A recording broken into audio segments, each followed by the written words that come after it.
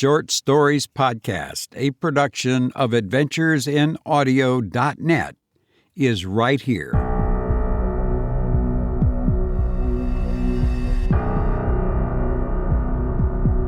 Hello, I'm Robert Crandall, and this is Short Stories Beautiful People Podcast.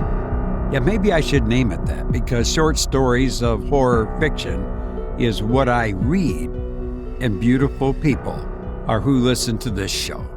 So if you're listening to me, you're a beautiful person, or something. Well, anyway, who cares about grammar?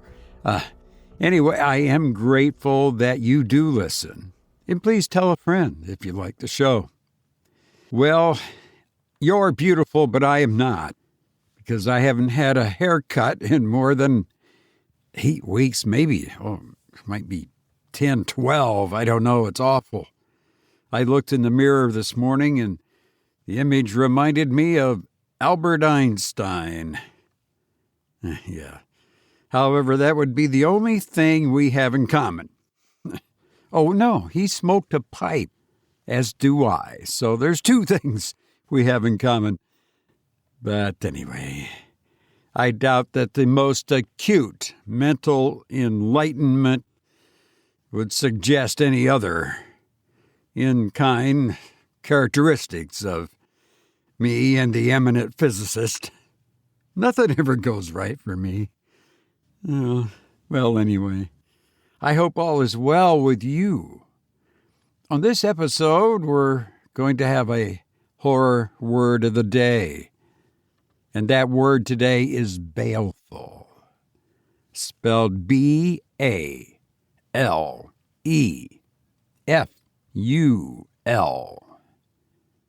Threatening harm, menacing, disturbing.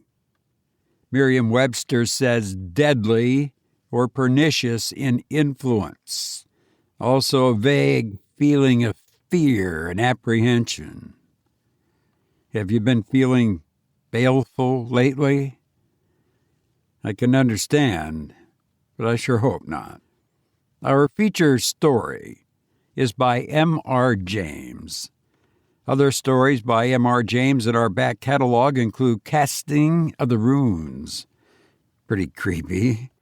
Published here July 13th, 2019. It was published on my back catalog, my podcast. The actual story was probably 100 years ago. I should have looked it up, but I didn't.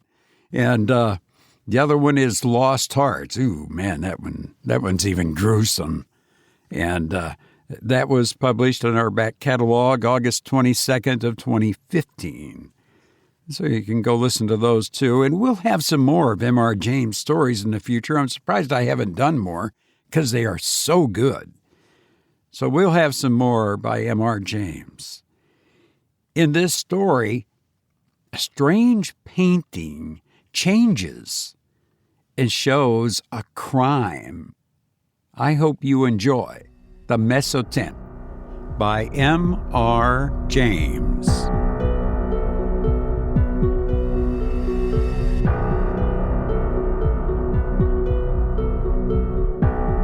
Some time ago, I believe I had the pleasure of telling you the story of an adventure which happened to a friend of mine by the name of Dennison during his pursuit of objects of art for the museum at Cambridge. He did not publish his experiences very widely upon his return to England, but they could not fail to become known to a good many of his friends, and among others to the gentleman who at the time presided over an art museum at another university.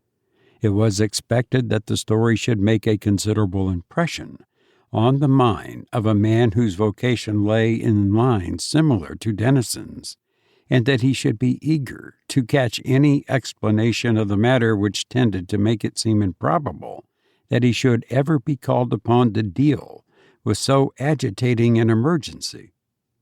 It was indeed somewhat consoling to him to reflect that he was not expected to acquire ancient manuscripts for his institution. That was the business of the Shelburnian Library. The authorities of that might, if they pleased, ransack obscure corners of the continent for such matters. He was glad to be obliged at the moment to confine his attention to enlarging the already unsurpassed collection of English topographical drawings and engravings possessed by his museum. Yet, as it turned out, even a department so homely and familiar as this may have its dark corners, and to one of these Mr. Williams was unexpectedly introduced. Those who have taken even the most limited interest in the acquisition of topographical pictures are aware that there is one London dealer whose aid is indispensable to their researches. Mr. J. W. Britnell publishes at short intervals very admirable catalogues of a large and constantly changing stock of engravings, plans, and old sketches of mansions, churches, and towns in England and Wales. These catalogues were, of course, the ABC of his subject to Mr. Williams, but as his museum already contained an enormous accumulation of topographical pictures, he was a regular rather than a copious buyer, and he rather looked to Mr. Britnell to fill up gaps in the rank and file of his collection, and to supply him with rarities. Now, in February of last year, there appeared upon Mr. Williams' desk at the museum a catalogue from Mr. Britnell's emporium, and accompanying it was a typewritten communication from the dealer himself. The latter ran as follows: "We beg to call your attention to number 978 in our accompanying catalogue, which we shall be glad to send on approval. Yours faithfully, P. J. W. Britnell." To turn to number 978 in the accompanying catalogue was with Mr. Williams, as he observed to himself, the work of a moment, and in the place indicated he found the following entry: 978, unknown, interesting Mezzotint, view of a manor house, early part of the century, 15 by 10 inches, black frame, 2 guineas. It was not specially exciting, and the price seemed high.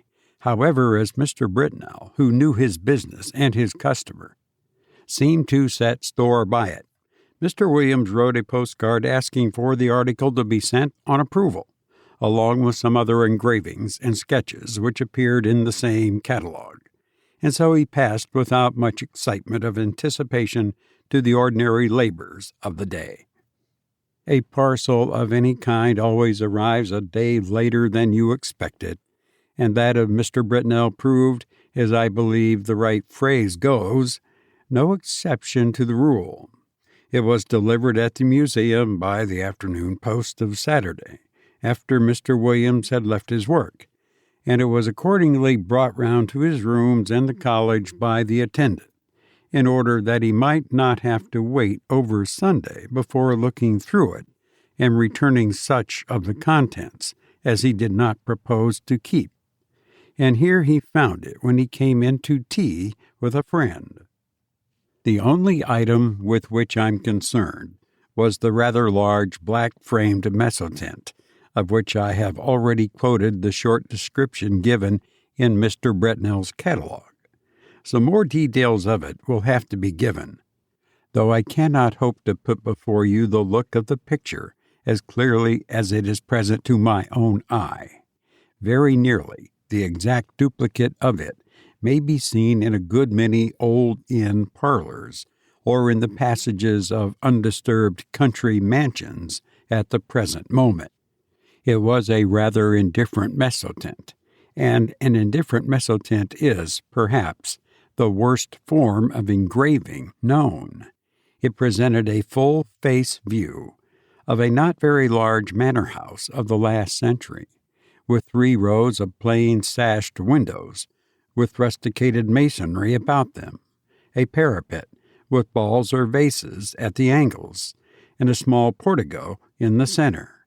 On either side were trees, and in front considerable expanse of lawn.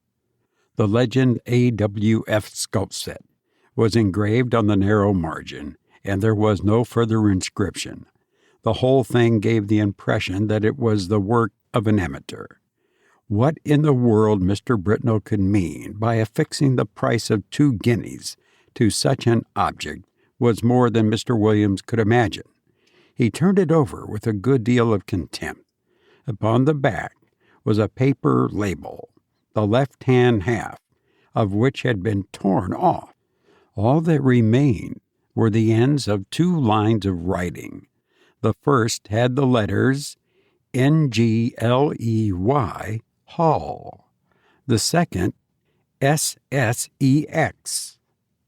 It would perhaps be just worthwhile to identify the place represented, which he could easily do with the help of a gazetteer, and then he would send it back to Mr. Britnell with some remarks reflecting upon the judgment of that gentleman.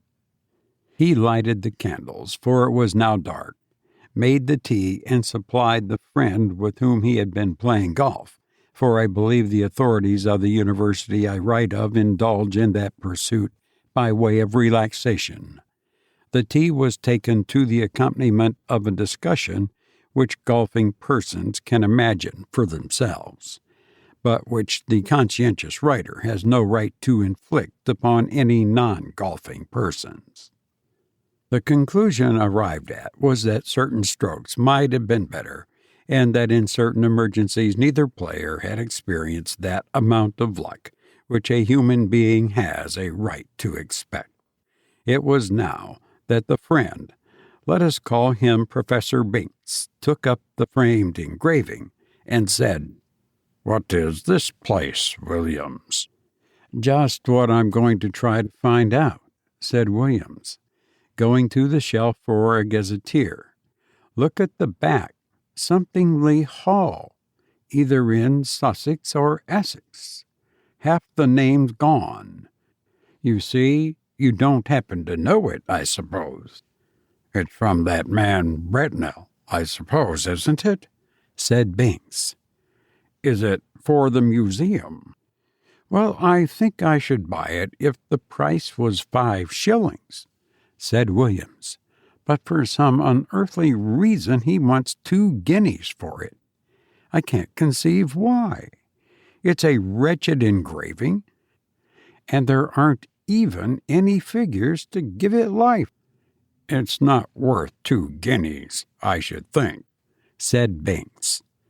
"But I don't think it's so badly done. The moonlight seems rather good to me, and I should have thought there were figures, or at least a figure just on the edge in front." "Let's look," said Williams. "Well, it's true that the light is rather cleverly given. Where's your figure? Oh, yes, just the head, in the very front of the picture." And indeed there was, hardly more than a black blot on the extreme edge of the engraving, the head of a man or woman, a good deal muffled up, the back turned to the spectator, and looking towards the house. Williams had not noticed it before. "Still," he said, "though it's a cleverer thing than I thought. I can't spend 2 guineas of museum money on a picture of a place I don't know." Professor Binks had his work to do, and soon went, and very nearly up to hall time Williams had engaged in a vain attempt to identify the subject of his picture. If the vowel before the NG had only been left, it would have been easy enough, he thought. But as it is, the name may be anything from Guestingly to Langley, and there are many more names ending like this than I thought, and this rotten book has no index of terminations. Hall in Mr. Williams' college was at 7. It need not be dwelt upon, the less so as he met their colleagues who had been playing golf during the afternoon, and words with which we have no concern were freely bandied across the table. Merely golfing words, I would hasten to explain. I suppose an hour or more had been spent in what is called common room after dinner. Later in the evening some few retired to William's room, and I have little doubt that whist was played and tobacco smoked. During a lull in these operations, Williams picked up the Mezzotint from the table without looking at it and handed it to a person mildly interested in art, telling him where it came from and the other particulars which we already know. The gentleman took it carelessly, looked at it, and then said in some tone of interest, "It's really a very good piece of work, Williams. It has quite a feeling of romantic period. The light is admirably managed, it seems to me, and the figure, though it is rather too grotesque, is somehow very impressive." "Yes, isn't it?" said Williams, who was just then busy giving whiskey and soda to others of the company, and was unable to come across the room to look at the view again. It was by this time rather late in the evening, and the visitors were on the move. After they went, Williams was obliged to write a letter or two and clear up some odd bits of work. At last, some time past midnight, he was disposed to turn in, and he put out his lamp after lighting his bedroom candle. The picture lay face upwards on the table where the last man who looked at it had put it, and it caught his eye as he turned the lamp down. What he saw made him very nearly drop the candle on the floor, and he declares now that if he had been left in the dark at that moment he would have had a fit. But as that did not happen, he was able to put down the light on the table and take a good look at the picture. It was indubitable, rankly impossible, no doubt, but absolutely certain. In the middle of the lawn, in front of the unknown house, there was a figure where no figure had been at 5 o'clock that afternoon. It was crawling on all fours toward the house, and it was muffled in a strange black garment with a white cross on the back. I do not know what is the ideal course to pursue in a situation of this kind. I can only tell you what Mr. Williams did. He took the picture by one corner and carried it across the passage to a second set of rooms which he possessed. There he locked it up in a drawer, sported the doors of both sets of rooms, and retired to bed. But first he wrote out and signed an account of the extraordinary change which the picture had undergone since it had come into his possession. Sleep visited him rather late, but it was consoling to reflect that the behavior of the picture did not depend upon his own unsupported testimony. Evidently the man who had looked at it in the night before had seen something of the same kind as he had. Otherwise he might have been tempted to think that something gravely wrong was happening to either his eyes or his mind. This possibility being fortunately precluded, two matters awaited him on the morrow. He must take stock of the picture very carefully and call in a witness for the purpose, and he must make a determined effort to ascertain what house it was that was represented. He would therefore ask his neighbor, Nesbit, to breakfast with him, and he would subsequently spend a morning over the gazetteer. Nesbit was disengaged and arrived about 9:30. His host was not quite dressed, I'm sorry to say, even at this late hour. During breakfast nothing was said about the Mezzotint by Williams, save that he had a picture on which he wished for Nesbit's opinion. But those who are familiar with university life can picture for themselves the wide and delightful range of subjects over which the conversation of two fellows of Canterbury College is likely to extend during a Sunday morning breakfast. Hardly a topic was left unchallenged, from golf to lawn tennis. Yet I am bound to say that Williams was rather distraught, for his interest naturally centered in that very strange picture which was now reposing face downwards in the drawer in the room opposite. The morning pipe was last lighted, and the moment had arrived for which he looked. With very considerable, almost tremulous excitement, he ran across, unlocked the drawer, and extracting the picture still face downwards, ran back and put it into Nesbit's hands. "Now," he said, "Nesbit, I want you to tell me exactly what you see in that picture. Describe it, if you don't mind, rather minutely. I'll tell you why afterwards." "Well," said Nesbit, "I have here a view of a country house, English, I presume, by moonlight." "Moonlight? Are you sure of that?" "Certainly. The moon appears to be on the wane. If you wish for details, and there are clouds in the sky." "All right, go on. I'll swear," added Williams in an aside. "There was no moon when I saw it first." "Well, there's not much more to be said," Nesbit continued. "The house has 1, 2, 3 rows of windows, 5 in each row, except at the bottom where there's a porch instead of a middle one, and—" "But what about the figures?" said Williams, with marked interest. "There aren't any," said Nesbit.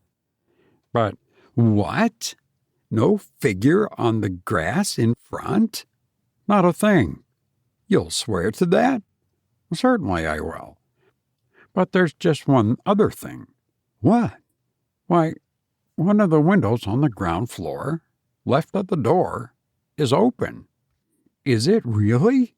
My goodness, he must have got in," said Williams, with great excitement, and he hurried to the back of the sofa on which Nesbit was sitting, and catching the picture from him, verified the matter for himself. It was quite true. There was no figure, and there was the open window. Williams, after a moment of speechless surprise, went to the writing table and scribbled for a short time. Then he brought 2 papers to Nesbit and asked him to sign one. It was his own description of the picture, which you have just heard, and then to read the other, which was William's statement, written the night before. "What can it all mean?" said Nesbit. "Exactly," said Williams. "Well, one thing I must do, or 3 things, now I think of it. I must find out from Garwood," this was his last night's visitor, "what he saw, and then I must get the thing photographed before it goes further, and then I must find out what the place is." "I can do the photographing myself," said Nesbit, "and I will. But you know it looks very much as if we're assisting at the working out of a tragedy somewhere. The question is, has it happened already, or is it going to come off? You must find out what place this is." "Yes," he said, looking at the picture again. "I expect you're right. He has gotten in. And if I don't mistake, there'll be devil to pay in one of those rooms upstairs." "I'll tell you what," said Williams. "I'll take the picture across to old Green." This was the senior fellow of the college, who had been bursar for many years. "It's quite likely he'll know it. We have property in Essex and Sussex, and he must have been over the 2 counties a lot in his time." "Quite likely he will," said Nesbit. "But just let me take my photograph first. But look here, I rather think Green isn't up today.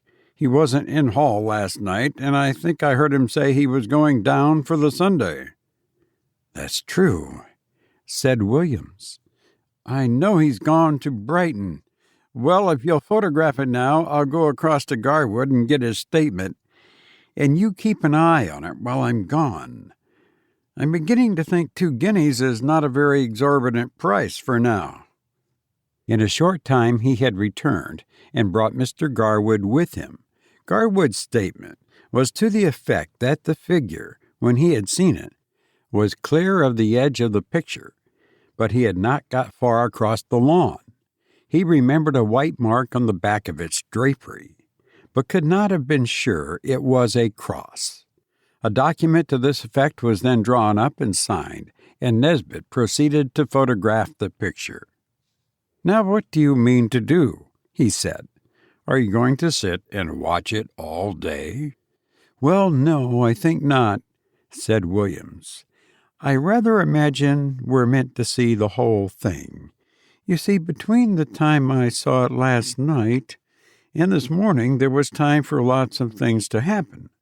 But the creature only got into the house, and it could easily have gotten through its business in the time and gone to its own place again. But the fact of the window being open, I think, must mean that it's in there now. So I feel quite easy about leaving it, and besides, I have kind of an idea that it wouldn't change much, if at all, in the daytime. We might go out for a walk this afternoon and come in to tea, or whenever it gets dark. I shall leave it out on the table here and sport the door. My skip can get in, but no one else." The three agreed that this would be a good plan, and further, that if they spent the afternoon together, they would be less likely to talk about the business to other people. For any rumor of such a transaction as was going on would bring the whole of the Phasmatological Society about their ears. "We may give them a respite until 5 o'clock. At or near that hour, the three were entering William's staircase. They were at first slightly annoyed to see that the door of his rooms were unsported. But in a moment it was remembered that on Sunday the skips came for orders an hour or so earlier than on weekdays. However, a surprise was waiting them. The first thing they saw was the picture leaning up against a pile of books on the table, as it had been left, and the next thing was William's skip, seated on a chair opposite, gazing at it with undisguised horror. How was this? Mr. Filcher, the name is not my own invention, was a servant of considerable standing, and set the standard of etiquette to all his own college and to several neighboring ones, and nothing could be more alien to his practice than to be found sitting on his master's chair, or appearing to make any particular notice of his master's furniture or pictures. Indeed, he seemed to feel this himself. He started violently when the three men came into the room, and he got up with a marked effort, and then he said, "I ask your pardon, sir, for taking such a freedom as to sit down." "Not at all, Robert," interposed Mr. Williams. "I was meaning to ask you some time what you thought of the picture." "Well, sir, of course I don't set my opinion agin yours, but it ain't the picture I would hang where my little girl could see it, sir." "Wouldn't you, Robert?" "Why not?" "Well, no, sir. Why, the poor child, I recollect once she see a door Bible with pictures not half what that is, and we had set up with her 3 or 4 nights afterwards, if you believe me, and if she was to catch a sight of this skeleton here, or whatever it is, carrying off the poor baby, she would be in a taking. You know how it is with children, how nervous they get with a little thing and all. But what I should say, it don't seem like a right picture to be laying about, sir. Sir, not anywhere anyone that's liable to be startled can come in on it. Should you be wanting anything this evening, sir? Thank you, sir." With these words the excellent man went to continue the rounds of his masters, and you may be sure the gentleman whom he left lost no time in gathering round the engraving. There was the house, as before, under the waning moon and the drifting clouds. The window that had been open was shut, and the figure was once more on the lawn, but not this time crawling cautiously on hands and knees. Now it was erect and stepping swiftly, with long strides, toward the front of the picture. The moon was behind it, and a black drapery hung down over its face so that only hints of that could be seen, and what was visible made the spectators profoundly thankful that they could see no more than a white dome-like forehead and a few straggling hairs. The head was bent down, and the arms were tightly clasped over an object which could be dimly seen and identified as a child. Whether dead or living, it was not possible to say. The legs of the appearance alone could be plainly discerned, and they were horribly thin. From 5 to 7, the three companions sat and watched the picture by turns, but it never changed. They agreed at last that it would be safe to leave it, and that they would return after Hall and await further developments. When they assembled again, at the earliest possible moment, the engraving was there, but the figure was gone, and the house was quiet under the moonbeams. There was nothing for it but to spend the evening over gazetteers and guidebooks. Williams was the lucky one at last, and perhaps he deserved it. At 11:30 p.m. he read from Murray's Guide to Essex the following lines: 16½ miles, Anningley. The church has been an interesting building of Norman date, but was extensively classicized in the last century. It contains the tombs of the family of Francis, whose mansion, Anningley Hall, a solid Queen Anne house, stands immediately beyond the churchyard in a park of about 80 acres. The family is now extinct, the last heir having disappeared mysteriously in infancy in the year 1802.